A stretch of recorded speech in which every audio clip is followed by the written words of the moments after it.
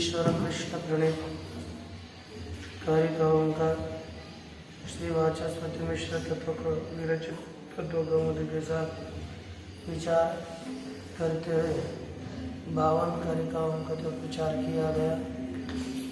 इसकी जो आगे की कारिका है इसमें विभक्त प्रत्यय सर्ग भूतादि सर्गम विभजते, अर्थात इसके पहले प्रत्यय सर्ग अर्थात ज्ञान सृष्टि, ज्ञान के सृष्टि का विभाग किया गया।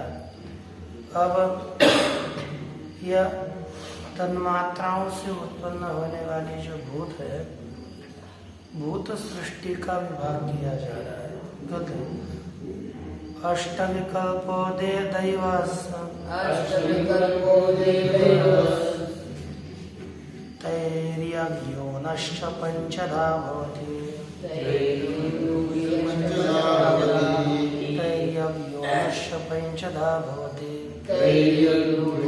पंचधा भवति मानुषकश्च चैकविधः समासतो भौतिकः सर्गः भूतजन्य सर्ग का यहाँ पर प्रतिपादन किया जा रहा है। कहते दैवः अष्ट विधा भवति, जो अष्ट विकल्प दैव सर्ग है, देव सृष्टि है, देवताओं की सृष्टि, ये 8 प्रकार की होती है। आगे कहते हैं उसी तद्वत् तैर्यज्ञोनश्च पंचधा भवति, तिर्यक योनिया तिर्यक प्राणियों की सृष्टि 5 प्रकार की होती है। मानुषकश्च चैकविधः, और मनुष्य सृष्टि, मनुष्य सर्ग 1 प्रकार का ही होता है। इस तरह संक्षेप से भौतिक सर्ग का निरूपण किया गया। भौतिक सृष्टि का संक्षेप से यहाँ पर निरूपण हुआ। इसी की कौमुदी देखिए, कौमुदी में लिखा कि अष्टविकल्प इति ब्रह्म प्राजापत्य ऐन्द्र पयुत्र गांधर्व याक्षः राक्षसः पैशाच इति अष्टविधः दैव सर्ग। ये सब देवताओं के संबंध में सब आते हैं। ब्रह्म सर्ग अलग अर्थात ब्रह्मलोकवासी, ये पहला ब्राह्म सर्ग बताया गया। यहाँ पर द्वितीय सर्ग बताते हैं कि प्राजापत्य, प्रजापतियों का सर्ग, प्रजापति की सृष्टि, दक्ष इत्यादि प्रजापति है, तो उनका सर्ग ये प्रजापति लोक में रहते। प्रजापति लोक अर्थात महर लोक है। प्रजापति संबंधी बहुत देवताएं हो गए होते हैं, जैसे कुमुद, उरुभव, प्रतर्दन, अजनाभ, अमिताभ इत्यादि बताए गए। उसके बाद तद्वत ऐन्द्र सर्ग का भी निरूपण होता है। ऐन्द्र सर्ग यह इंद्र संबंधी सर्ग है, यह स्वर्गलोक में होता है और यहाँ पर भी अलग अलग भेद बताए गए। पितृलोक संबंधी यह आरिमादि पितृलोक, पितरों का लोक है। उस पैतृलोक चंद्रलोक अपि कथ्यते, चंद्रलोक को ही पैतृलोक भी कहा जाता है। गांधर्व, यह गांधर्व सर्ग है, क्योंकि मेरु पर्वत के पृष्ठभाग में अथवा द्यूलोक में गंधर्व रहते हैं, ऐसी उक्ति है। मेरो पृष्ठे गंधर्वा वसंती, तो ये गांधर्वों की सृष्टि ये देवताओं में आती है। यक्ष वरुण लोक में जो है उसके संबंधी सर्ग गांधर्व याक्ष सर्ग है। राक्षस सर्ग अतल नामक, ये जो अधोलोक से आरंभ करके पाताल लोक पर्यंत जो भी सर्ग है वहां पर सब राक्षस रहते हैं। इस तरह राक्षस सर्ग और पैशाच सर्ग, पिशाचों का सर्ग, ये सब देव कोटि में आते हैं। ये देव सर्ग 8 प्रकार का बताया गया। तैर्यक योनिश्च पंचदा, तिर्यक योनियां 5 प्रकार की बताई गई। वे योनियां जैसे पशु, मृग, पक्षी, सरीसृप, स्थावराः, ये सब तिर्यक योनियों में आते हैं। पशु जिनको लोम लांगुल होता है, केश होते हैं सब शरीर में और पूंछ होती है, गोई इत्यादि, वे पशु कहलाते हैं। पशु, मृग दूसरे आरण्य में रह करके जैसे हरिण इत्यादि, ये सब मृग हुआ करते हैं। पक्षी आप जानते हैं, काक, पीक इत्यादि पशु पक्षी होता है। सरीसृप का अर्थ है जो हृदय के द्वारा चलते जैसे सर्प, और अन्य है स्थावर। स्थावर अर्थात जो एक जगह पर ही स्थिर रहते हैं, उनकी चेष्टाएं वो चलते नहीं है ना। स्थावर एक जगह पर ही रहते हैं, उनकी गति नहीं होती, ऐसे स्थावर हुआ करते हैं। उसके बाद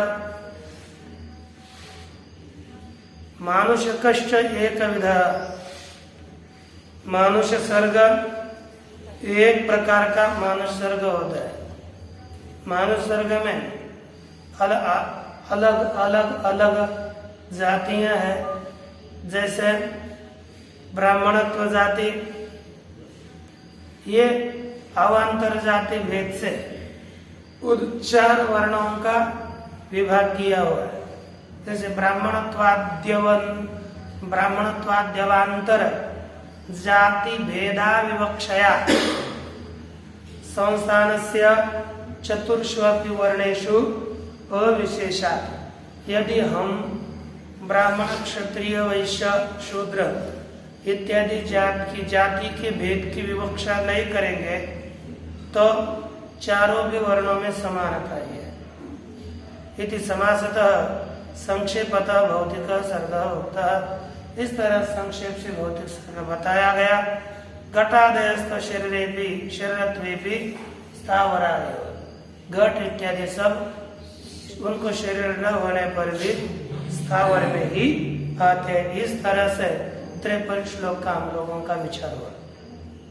इसमें सर्ग, भौतिक सर्ग का प्रतिपादन किया गया।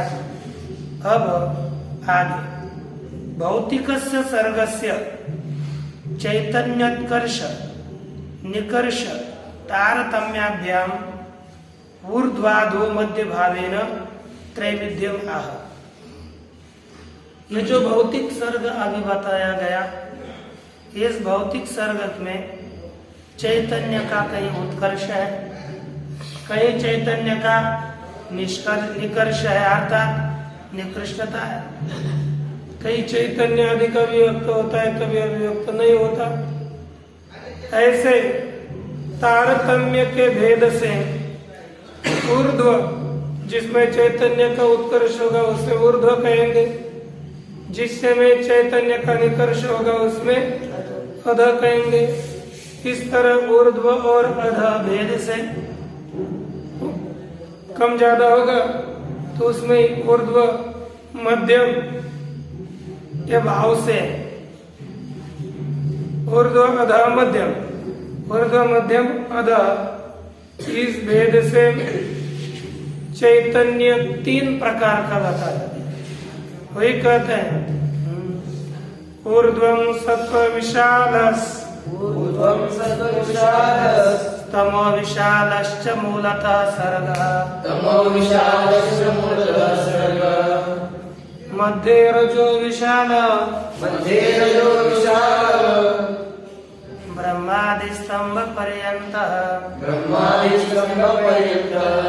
पहले 10 मिनट में हासिल हो गए।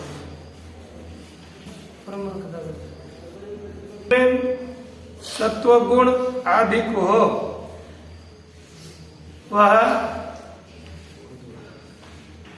ऊर्ध्व सर्ग कहा जाता है।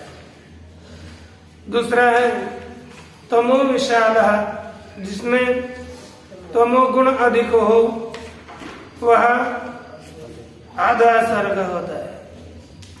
मध्य रजो विशाल, जिसमें रजोगुण अधिक हो उसको मध्य सर्ग कहा जाता है। जैसे देवताओं का जो सर्ग होगा वो सत्व बाहुल्य के कारण उसे ऊर्ध्व सर्ग कहेंगे। मनुष्यों का सर्ग रजोगुण बाहुल्य से होता है, उसे मध्य सर्ग, और पशु इत्यादियों का सर्ग तमो बाहुल्य से होता है, इसलिए वो तमो गुणात्मक सर्ग हो जाता है ना। देखिए अब यहाँ पर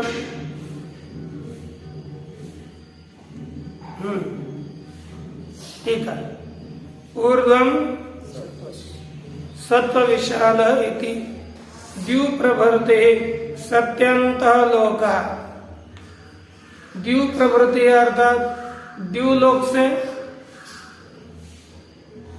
सत्यलोक तक जो सर्ग है वह सत्व बहुल है, अर्थात उसमें सत्व गुण का बाहुल्य है। तमो विशालश्च मूलतः सर्ग, इसमें तमो गुण जिसमें अधिक हो बहुल हो वह सर्ग है पश्वादि स्थावरांत। पशु से लेकर स्थावर तक जो सर्ग होगा वह तमो विशाल सर्ग है। सोयम मोहमय मोहमयत्वात् तमो बहुलः, वह सर्ग मोहमय होने से कैसा होता है? तमो बहुल, तमो गुण का बाहुल्य इसमें होता है, तमो गुण का आधिक्य होता है। यह का पश्वादि स्थावरांत सोयम मोहमयत्वात् तमो बहुलः। अब यहाँ पर कहते हैं भूर्लोकस्तु सप्तद्वीप समुद्र सन्निवेश, सप्त द्वीप और सप्त समुद्र इनसे घिरा हुआ जो भूर्लोक है वह भूर्लोक धर्मानुष्ठान परत्वात् वह मध्य रजो विशाल में आता है, क्योंकि बीच का जो सर्ग है वह रजोगुण के आधिक्य से है। धर्मानुष्ठान परत्वात्, क्यों? क्योंकि इसमें धर्म का और इसमें ही अधर्म का भी अनुष्ठान होता है। धर्म और अधर्म अनुष्ठान परक होने से दुख बहुलत्वाच्च, और दुख का बाहुल्य होने से यह रजो विशाल वाला मध्य सर्ग है, मनुष्यादि सर्ग है। तामिमाम लोक संस्थितिम संक्षिपति, सभी प्रकार के जो लोक स्थिति है उस लोक स्थिति को संक्षिपति अर्थात संक्षेप से कहते हैं। ब्रह्मादि स्तंभ पर्यंत, ब्रह्मलोक से स्तंभ पर्यंत अर्थात एक चिलट एकदम छोटे तृण के घास के तृण तक जितना भी सर्ग है वह संपूर्ण सर्ग ये सृष्टि संपूर्ण सृष्टि बताएंगे। स्तंभ ग्रहणेन वृक्षादय संग्रहिता। स्तंभ पद के यहाँ पर देने से वृक्षादियों का सबका संग्रह यहाँ पर किया गया है।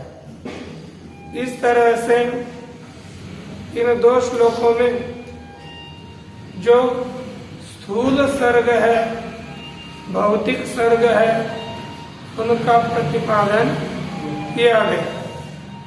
तद एवं सर्गम दर्शयित्वा तस्य अपवर्ग साधन वैराग्योपयोगिनीं दुख हेतुताम आह। इस प्रकार सर्गम दर्शयित्वा, सर्ग को दिखा करके, सृष्टि को दिखा करके, तस्य अपवर्ग साधन वैराग्योपयोगिनीं, वह सर्ग अपवर्ग अर्थात मोक्ष, अपवर्ग का साधन, मोक्ष का साधन, यह जो वैराग्य, उस वैराग्य के उपयोगी इस सृष्टि की दुख हेतुता बताई जा रही है।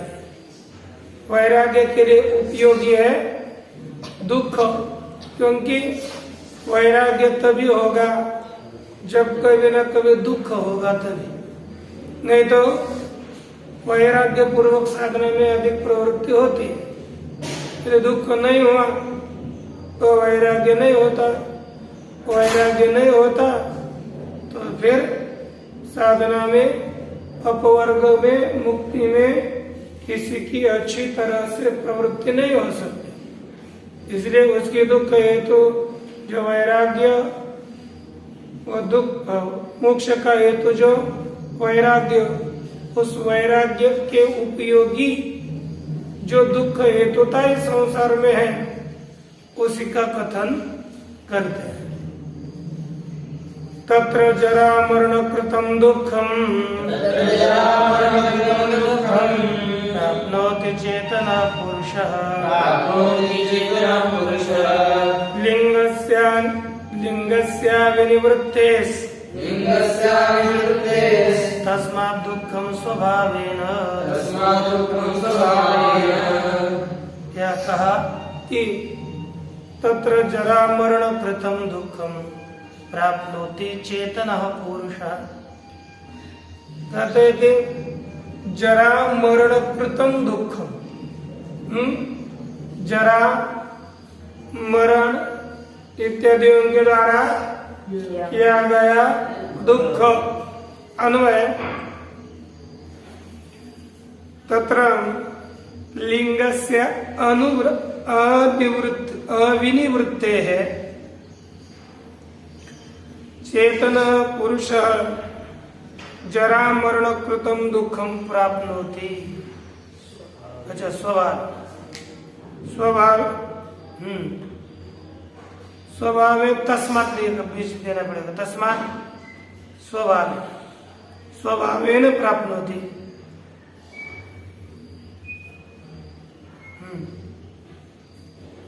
अर्थ तत्र अर्थात इस संसार में, इस शरीराध्यात्मक ब्रह्मलोक से स्तंभ पर्यंत जितना भी संसार है, इसमें लिंग से अनिवृत्ते है ना। इसमें लिंग देह की निवृत्ति न होने से, जब तक लिंग शरीर की निवृत्ति नहीं होती तब तक निवृत्ति न होने से चेतन पुरुष तस्मात्, चेतन पुरुष तस्मात् अर्थ तस्मात् संसार, उस संसार से स्वभावेन जरा मरण कृतं दुःखं प्राप्नोति। स्वभावतः जरा अर्थात वार्धक्य, मरण इत्यादि कृत दुख को प्राप्त कर लेता है। एक दुख का यह साधन बताया कि दुख इस जरा मरण इत्यादियों से दुख होता है। केस सफेद हो गया दिख, दांत हिलने लगे हुआ दुख, है ना।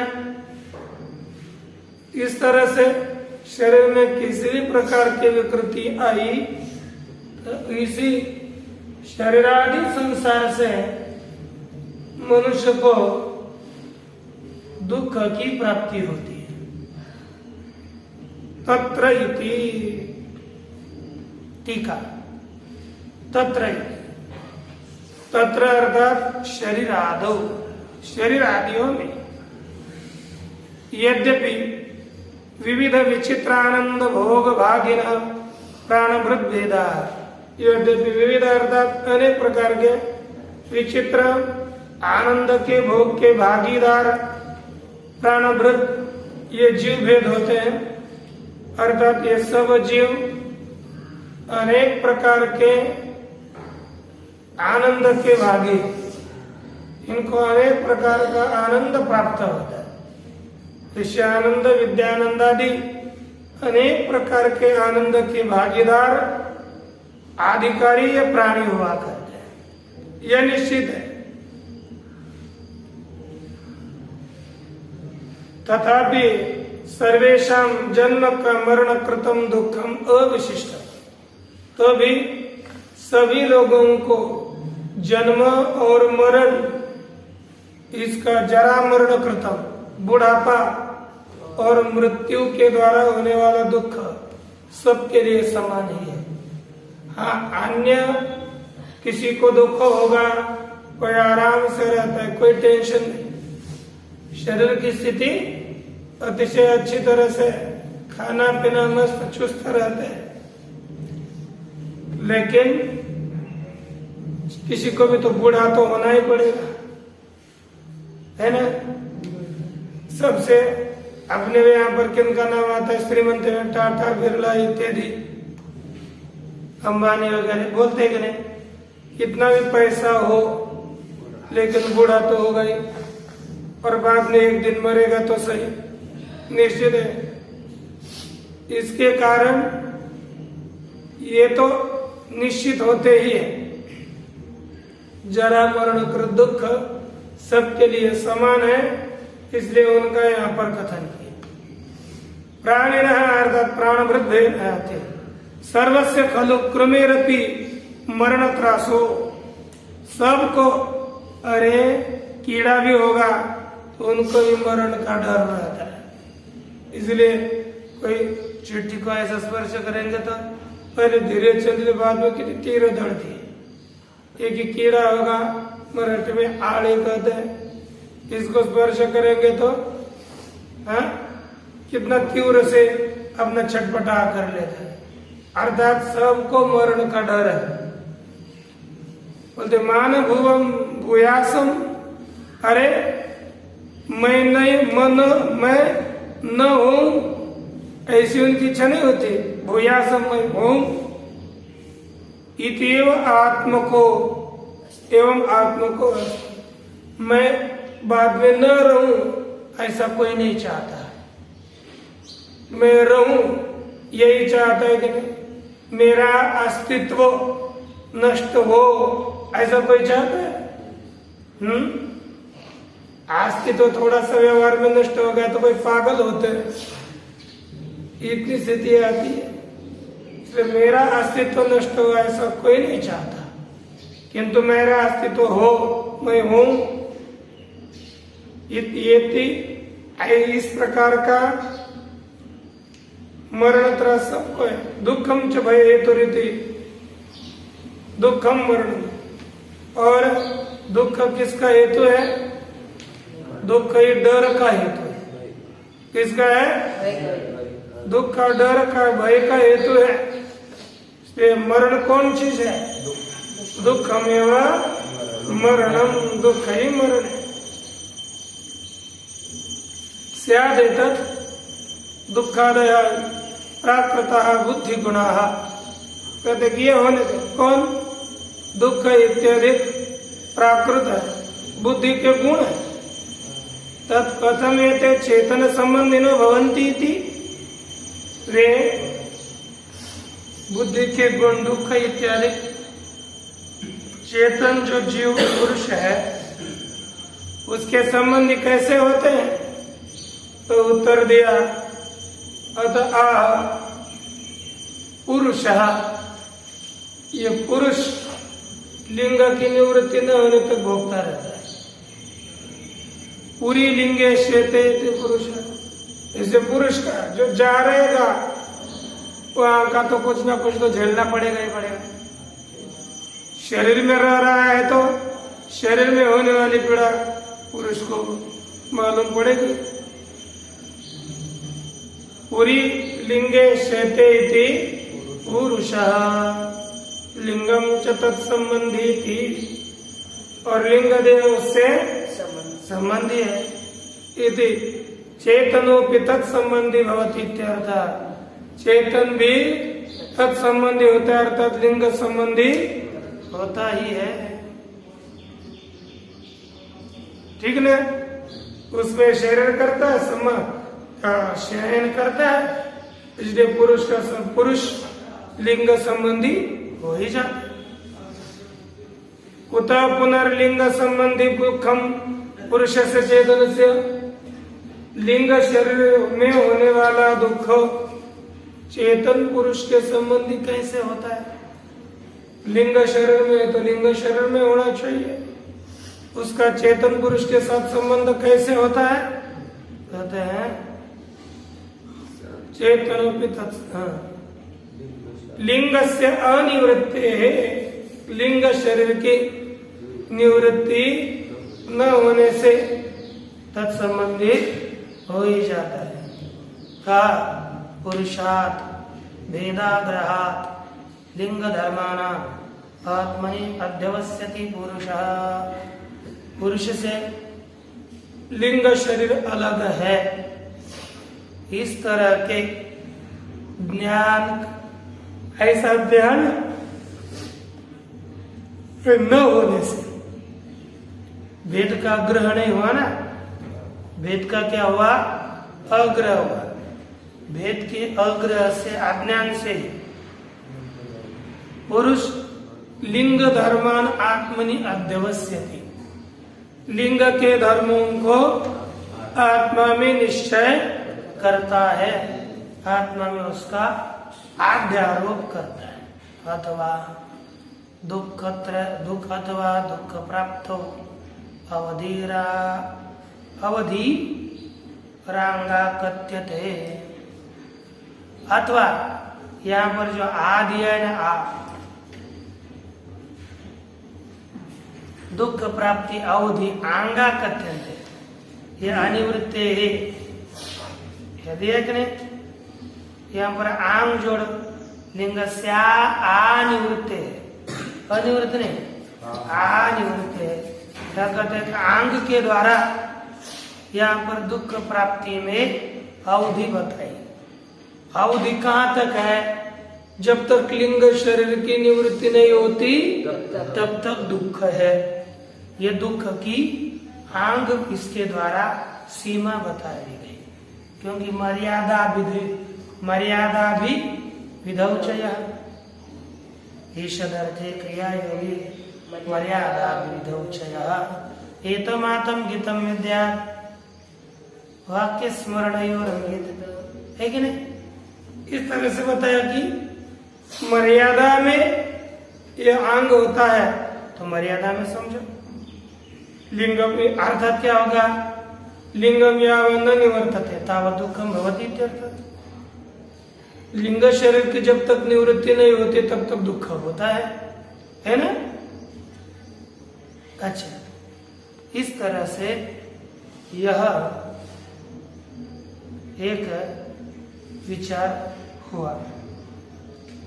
आगे का विचार अब आएगा 56 का, है ना? तो देख लेते हैं इस कार्य का वैसे। उक्त से सर्ग से कारण विप्रतिपत्तिर निराकरोति, उक्त अर्थात बताए हुए सर्ग का सर्ग है, उसके जो कारण, उस कारण के विप्रतिपत्ति का निराकरण करते हैं। अब इसका संपूर्ण सृष्टि का कारण कौन है? इसमें बहुत वाद विवाद है। वेदांती अलग करेंगे, नैयायिक अलग कहेंगे। तो इन सांख्य अपने मत से बताने जा रहे, कह रहे इतेश प्रकृति सर्व प्रकृतिकृतो मदादि विशेष भूत पर्यंत प्रतिपुरुष विमोक्षार्थम स्वार्थयो परार्थ आरंभ। अब देखिए इतेश प्रकृतिकृत, यह सर्ग किसके द्वारा निर्मित किया गया है? प्रकृति के द्वारा निर्मित किया हुआ है। मदादि विशेष भूत पर्यंत, मदादि अर्थात मद से लेकर भूतों तक जो सर्ग है वह कौन सा है? कौन सा सर्ग है? प्रकृति सर्ग है। किस लिए? प्रतिपुरुष विमोक्षार्थम, प्रत्येक पुरुष को मुक्त करने के लिए यह सर्ग है। कैसे? जैसे स्वार्थ एवं परार्थ आरंभ, कोई आदमी अपने के लिए स्वार्थ की तरह ही दूसरों के लिए आरंभ किया। प्रकृति है ना, खुद के तरह जैसे उसने खुद के लिए इस सृष्टि का आरंभ किया, उसी तरह दूसरों के लिए भी, परार्थ के लिए भी आरंभ करते। जैसे व्यवहार में माता है, माता पुत्र को जन्म देती है स्वार्थ के लिए, उसी तरह परार्थ के लिए अर्थात पति के लिए भी, अन्यों के लिए भी पुत्रों का जन्म देती है। इसी प्रकृति सब जगत की माता है, वो खुद के लिए जैसे इस सर्ग को सृष्टि को निर्माण करती है, उसी तरह पुरुष के लिए भी सृष्टि को निर्माण करती है।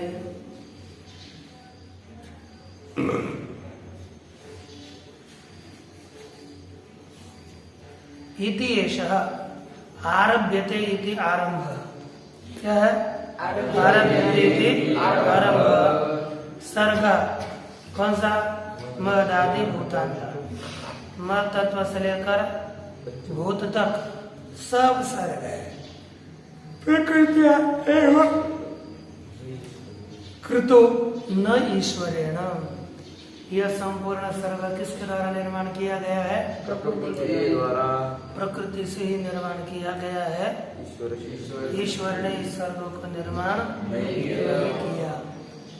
न ब्रह्मोपादान नाप्य कारण, यह सर्ग ब्रह्म उपादान वाला भी नहीं है और अकारण भी नहीं है।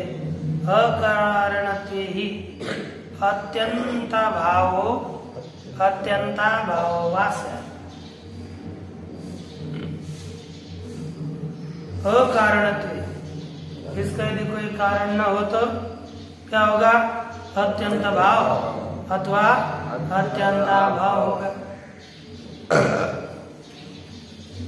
है ना? इसका कोई कारण ही नहीं है, बिना कारण से सब जगत होता है बोलेगा, सब कभी भी कहीं पर भी होना चाहिए। अथवा कारण के इसका कोई कारण ही नहीं तो कभी इसकी उत्पत्ति ही नहीं होनी चाहिए। सब नित्य उत्पत्ति होनी चाहिए, तो नित्य उसकी उत्पत्ति नहीं होनी चाहिए।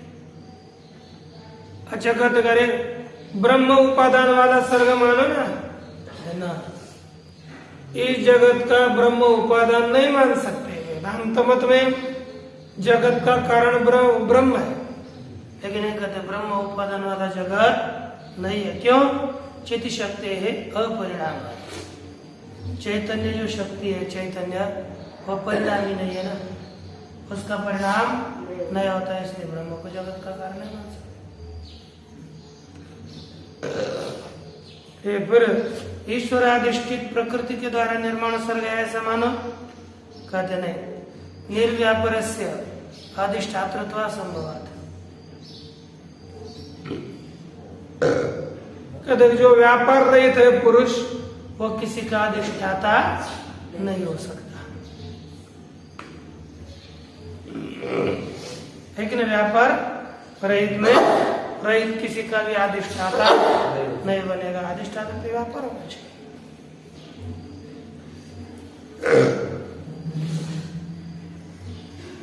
नहीं निर्व्यापार तक्षा वास्यादि अधितिष्ठति। वैसे व्यापार रहित यदि बड़े ही होगा, सुतार बोलते हैं, तो व्यापार रहित जो तक्ष है उसमें कुला कुठार इत्यादि आश्रय उसका नहीं करती। उसी तरह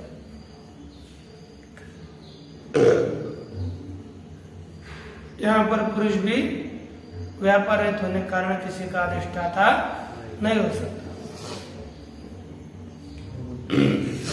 ननु प्रकृति कृतश्चेत, कह देंगे महाराज यह सर्ग प्रकृति के द्वारा उत्पन्न हुआ है तो तस्या नित्या प्रवृत्तिशीला अनुपरमात्, वो प्रकृति नित्य है और प्रवृत्ति स्वभाव वाली है, वो जल्दी उपरम नहीं होती। इसलिए सदैव सर्ग से अधिक निरंतर सृष्टि ही होगी।